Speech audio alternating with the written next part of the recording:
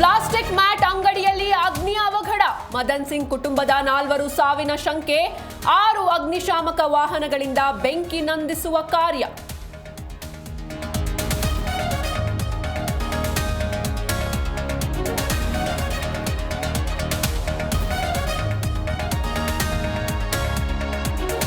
ಪರಪ್ಪನ ಅಗ್ರಹಾರದಲ್ಲೇ ದರ್ಶನ್ ನೆಮ್ಮದಿ.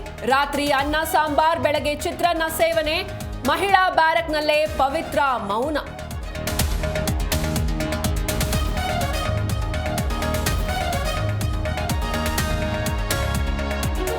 ಧರ್ಮಸ್ಥಳದಲ್ಲಿ ಎಸ್ಐಟಿ ಲೆಕ್ಕಾಚಾರ ಉಲ್ಟಾ.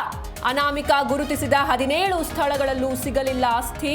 ಇಂದು ಎಸ್ಐಟಿ ಶೋಧಕ್ಕೆ ತೆರೆ ಸಾಧ್ಯತೆ.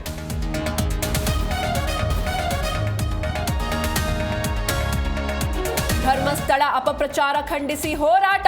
ವಿಶ್ವನಾಥ್ ನೇತೃತ್ವದಲ್ಲಿ 400ಕ್ಕೂ ಹೆಚ್ಚು ವಾಹನಗಳ ಜಾಥಾ. ನಾಡಿದ್ದು ಸದನದಲ್ಲಿ ಪರಮೇಶ್ವರ್ ಉತ್ತರ.